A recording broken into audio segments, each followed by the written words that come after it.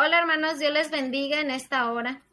Es una bendición poder estar compartiendo la clase de escuela dominical el día de hoy. Nuestra clase se llama El alfarero y el barro, la bendición de la segunda oportunidad. Está basado en Jeremías capítulo 18, del 1 al 12. Nuestra clase habla de Jeremías y por lo tanto vamos a estar viendo quién era Jeremías. A Jeremías se le conoce como el profeta llorón. Su nombre en hebreo significa el Señor exalta o el Señor consuela. Él era hijo de Hilcías, un sacerdote levita. Nació probablemente en el año 650 y 645 a.C. Vivía en una villa llamada Anatoc, a 5 kilómetros de Jerusalén, en el territorio de Benjamín. Dios preparó a Jeremías para su futuro llamado durante su niñez a través del entrenamiento del sacerdocio. En el año 13 del rey Josías de Judá, Dios llamó a Jeremías, cuando todavía era un niño, entre los 17 y 20 años. De hecho, Dios ya había apartado a Jeremías para el oficio de profeta, antes de que naciera, para llevar la palabra de Dios a todo Israel y a las naciones. Esto lo vemos en el capítulo 1, del 1 al 5. Jeremías sirvió como uno de los profetas de Dios a lo largo del gobierno de 5 reyes de Judá: Josías, Joacás, Joaquín, Joacín y Sedequías. Abogó en el pleito de Dios contra Judá durante el tiempo de la destrucción de Jerusalén a manos de los babilonios. Su ministerio profético se extendió más de 40 años. Durante estos años, él escribió el libro de Jeremías y Lamentaciones. Los profetas contemporáneos al tiempo de Jeremías fueron Sofonías, Nahum, Habacuc, Daniel y Ezequiel. Él nunca se casó. Fue alumno de Sofonías y él tenía un alumno llamado Baruch. En segundo lugar, hermanos, veremos el desafío de Jeremías. Dios llamó a Jeremías y a su ministerio profético alrededor de un año después de que el rey Josías llamara a la nación a una nueva reforma debido a la idolatría generalizada y promovida por su padre Amón y su abuelo Manasés. Más o menos un siglo antes, el rey Ezequías había empezado una reforma religiosa, pero su hijo Manasés promovió la práctica del sacrificio de niños y la adoración de la reina del cielo. Esto continuó en el tiempo de Jeremías. Por eso Dios escogió a Jeremías y fue designado para revelar los pecados del pueblo y las consecuencias de seguir viviendo en ellos. Jeremías estaba entre los que esperaban un renacimiento espiritual y permanente, pero la tragedia vino cuando el rey Josías murió repentinamente. Toda la nación le lloró y también Jeremías. Las reformas que había hecho Josías no eran suficientes para preservar a Judá y a Jerusalén del castigo de Dios, porque eran muchos los pecados que se habían arraigado en el pueblo de Dios por Manasés. Dios le dijo a Jeremías que anunciara la destrucción de Jerusalén a manos invasoras del norte. El pueblo había quebrantado su pacto con Dios. Había abandonado a Dios por adorar a dioses falsos llamados Baales. Y edificaron muchos altares a Baal para quemar a sus hijos como ofrenda. Jeremías expuso sus pecados del pueblo y él expresó los pecados que eran. Entre ellos había orgullo, había ingratitud ante la gracia de Dios, había idolatría, adulterio, había mucha opresión para los extranjeros, para los huérfanos y para las viudas. Había mentira, calumnia y habían quebrantado el día del Señor. Podríamos ver también que había muchos problemas en la familia. Había violencia, mucha ambición. El pueblo de Dios había mezclado y unido lo santo con lo pagano. ¿Se imagina cómo estaba en el tiempo donde estuvo Jeremías? Quizás este tiempo se parece mucho al tiempo que estamos viviendo el día de hoy. ¿Cuánto pecado hay en nuestro mundo? ¿Y cuánta gente está viviendo de acuerdo a sus deseos y a sus pasiones?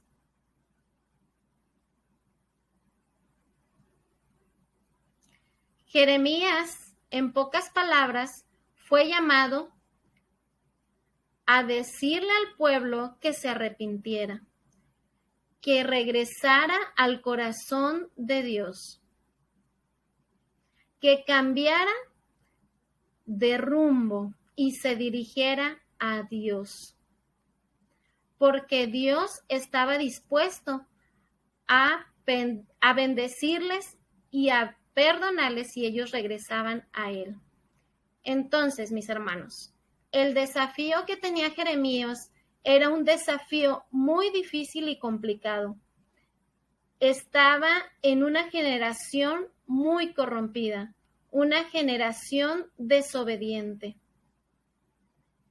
Pero Dios alienta a Jeremías en su palabra y habla y le dice a él que le iba a dar la victoria. En el capítulo 15, versículo 20 y 21, y dice así: y te pondré en este pueblo por muro fortificado de bronce, y pelearán contra ti, pero no te vencerán, porque yo estoy contigo para guardarte y para defenderte, dice Jehová, y te libraré de la mano de los malos, y te redimiré de la mano de los fuertes. Dios dice que iba a estar con Jeremías. Dios le iba a dar valor, le iba a dar la victoria. Lo siguiente que vamos a aprender, hermanos, es sobre el pasaje de Jeremías capítulo 18 del 1 al 6. La señal del alfarero y el barro. En este pasaje veremos algunas ilustraciones o figuras que Dios le muestra a Jeremías para comprender el mensaje para el pueblo de Dios. Vamos a ver y vamos a leer.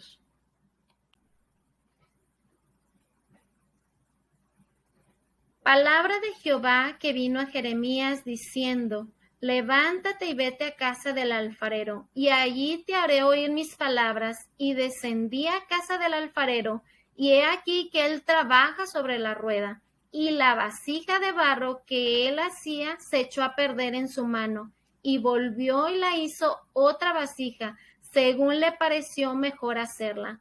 Entonces vino a mí palabra de Jehová diciendo: ¿no podré yo hacer de vosotros como este alfarero, oh casa de Israel?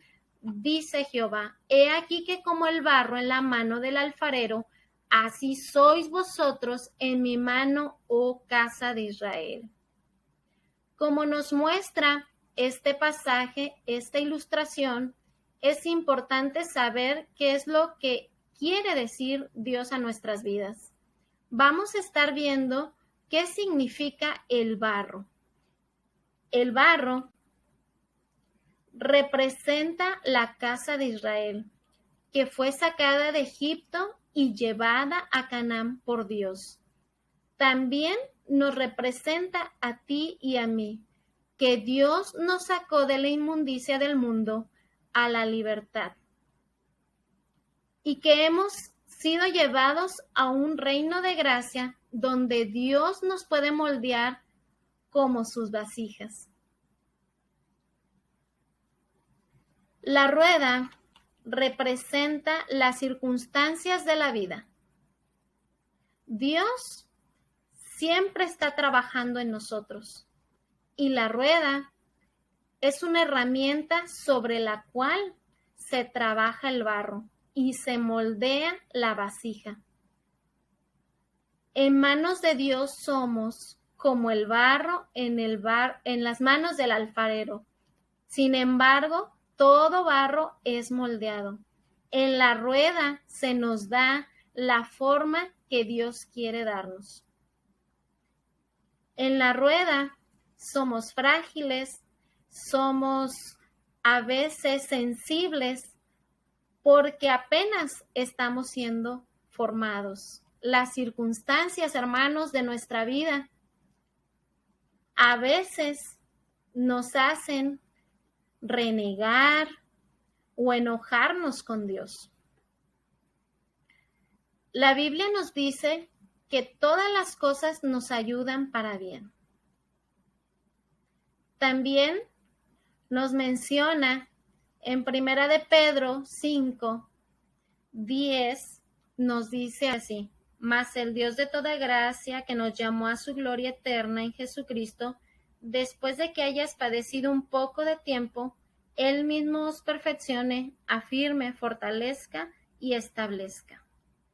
Tenemos que pasar por circunstancias difíciles, hermanos, para poder nosotros llegar a ser como Cristo.